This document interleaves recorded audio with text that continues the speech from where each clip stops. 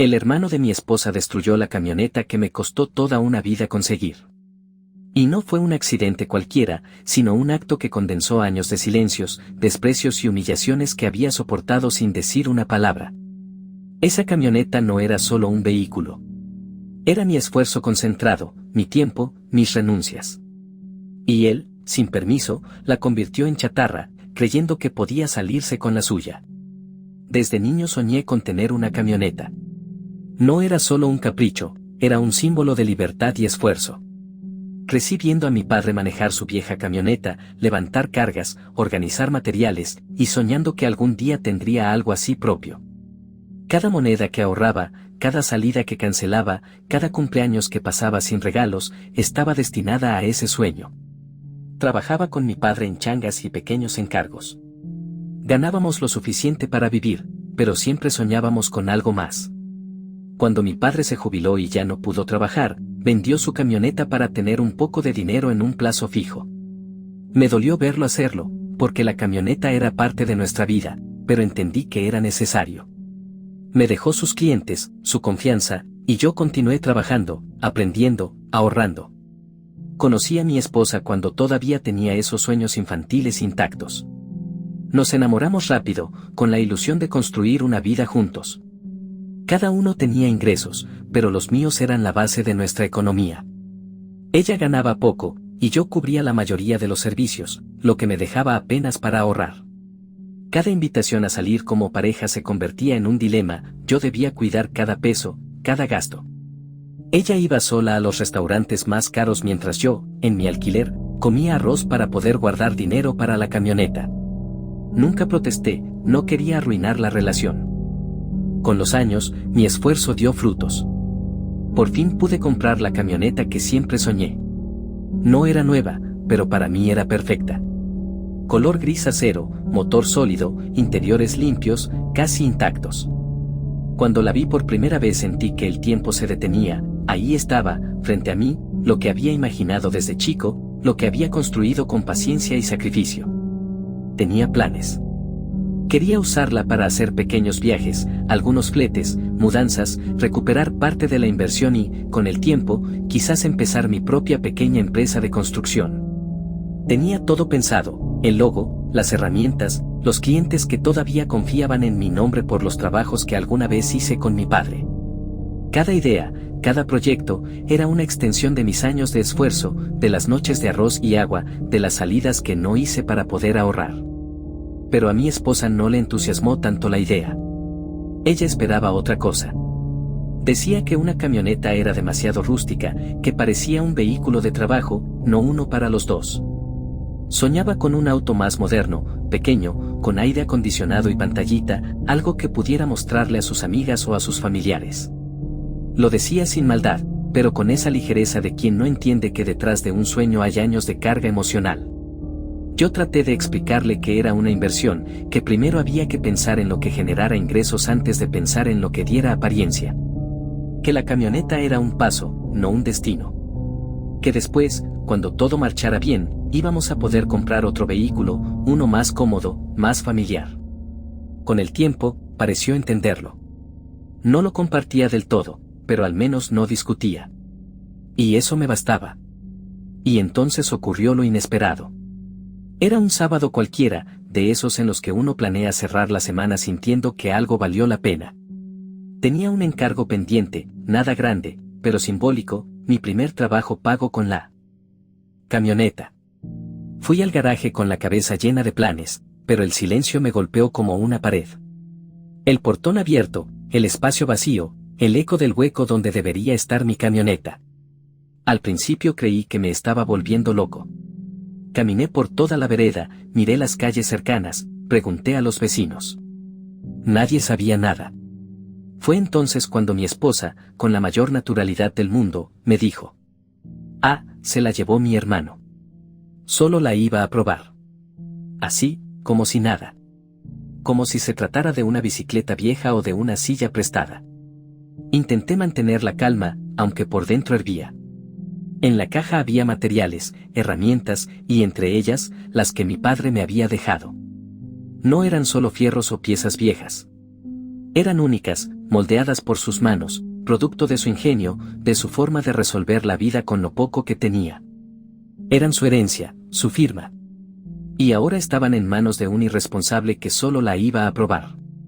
Pensé, ingenuo, que tal vez la cuidaría. Que daría una vuelta, que volvería en un rato. Pero no.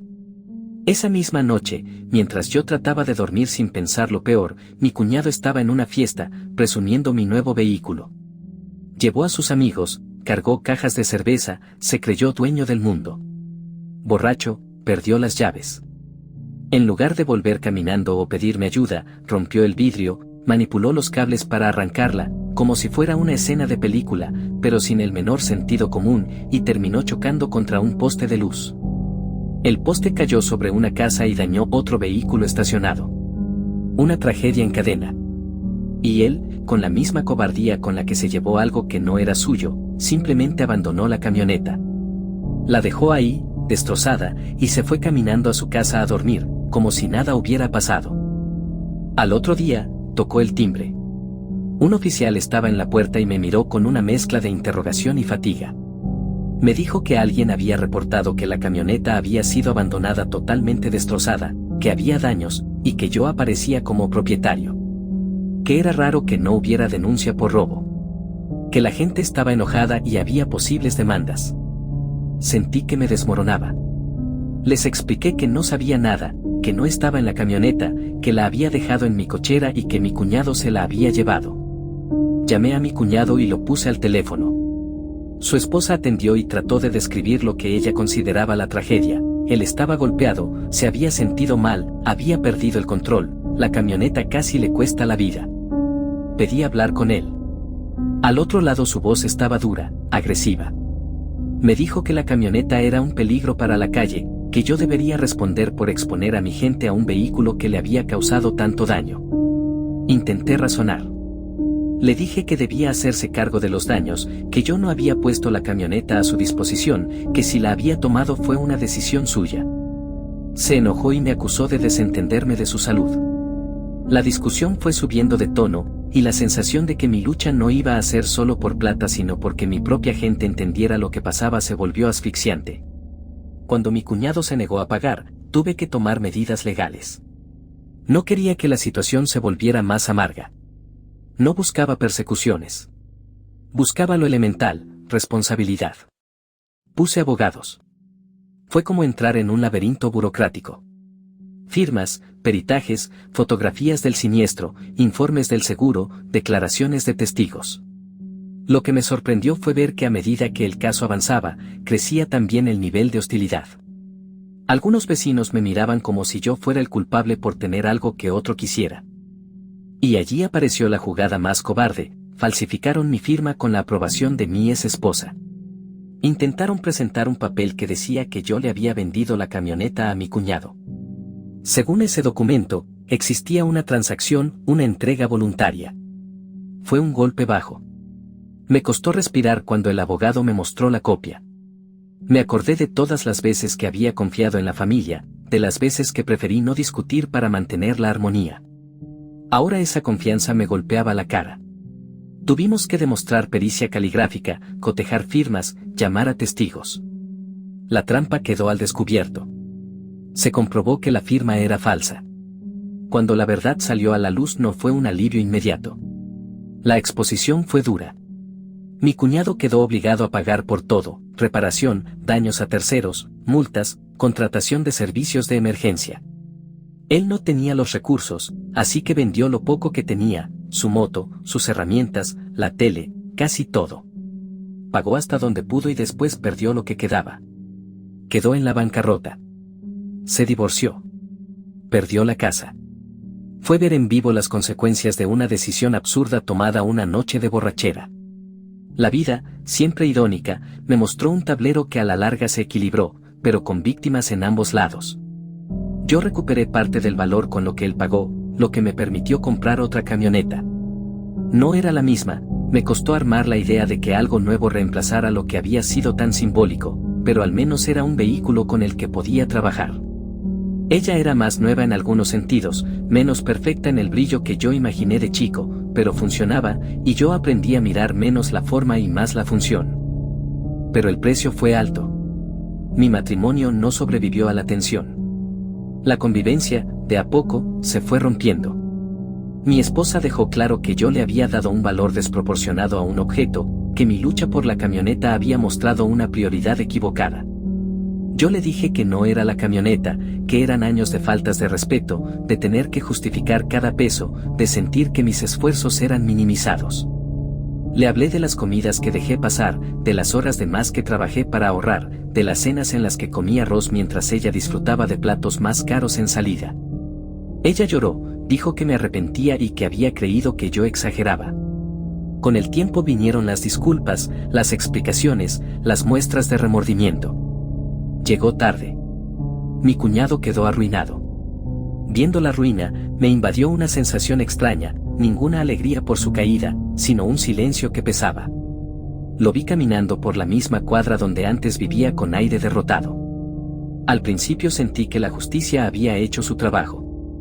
Después pensé en su familia, en su hermana que tanto había sufrido, en la cadena de decisiones que los llevó allí. Aún así, la forma en que las piezas se acomodaron me dejó con la certeza de que no quería ser un verdugo de nadie, no era mi intención destruir una vida. Solo buscaba reconocimiento y reparación por lo que era justo. Y hubo una calma paralela que no había antes, la ausencia de alguien que me ignoraba sistemáticamente. La cama vacía, las mañanas en silencio, las conversaciones cortadas. La soledad apareció, distinta, incluso más nítida que el dolor de la pérdida material. Con el tiempo, entendí que la camioneta era la gota que reventó un vaso lleno de otros desperdicios.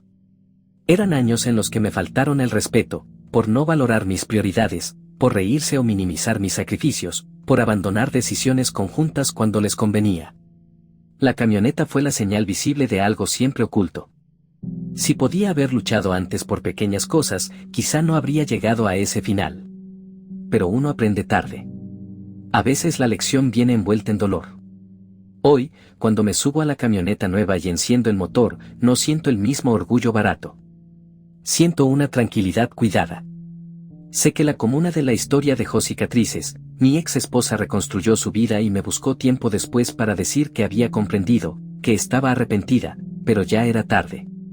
Mi cuñado vive con lo poco que le quedó y con la culpa como compañía. La hermana, mi ex esposa, sufre, sí, y a veces el ver su sufrimiento me devuelve un sabor amargo, porque nadie gana realmente. Mi reconstrucción fue práctica, montar pequeños encargos, volver a los clientes de mi padre, reorganizar horarios. Encontré la forma de no depender de una sola cosa. Si antes veía la camioneta como la llave de todo, ahora la veo como una herramienta que permite trabajar y crear. No la idealizo. No la convierto en un altar para mis frustraciones. Aprendí a separar las cosas, las personas, sus fallas, y mis metas. Por momentos, la ironía me hace sonreír. La justicia tardó, lenta y poco poética, pero llegó, no como un rayo que ajusticia, sino como el efecto acumulado de la evidencia, de la verdad que se mostró mientras se inventaban falsedades. La vida equilibró la balanza de forma torpe y cruel, pero lo hizo. No recuperé la camioneta original. No recuperé los años en los que dejé de disfrutar por tenerla. Tampoco recuperé la confianza en quien iba a compartir mi vida ni la ilusión de esos primeros abrazos cuando la compré. Gané otra cosa, la certeza de que no debo dejar mi dignidad en manos de la comodidad de otros, la calma de quien entiende que volver a empezar no es una derrota sino un aprendizaje. A veces me acuerdo de mi padre, de su camioneta, de las herramientas que inventaba para realizar cada trabajo, de las manos callosas y de su manera de sonreír cuando una obra salía bien. Creo que en parte hice lo que él quería que hiciera, tomar responsabilidades, seguir adelante. Él no vivió para ver la camioneta nueva en mi garaje, pero creo que, si lo viera, diría que hice las cosas como se deben hacer, con trabajo, con paciencia y sin atajos. La camioneta nueva tiene un raspón que le puse el primer mes. Me molestó, pero lo revisé, lo arreglé y seguí. Esa pequeña marca me recuerda que nada es perfecto y que lo importante es cómo se reparan las cosas. No quiero ser un hombre que vive para resguardar objetos. Quiero ser un hombre que cuida lo que valora y que no permite que otros lo menosprecien. Si te gustó esta historia y querés seguir escuchando más, te invitamos a visitar nuestro canal, donde encontrarás muchas otras historias llenas de emoción, suspenso y enseñanzas que seguro te van a atrapar.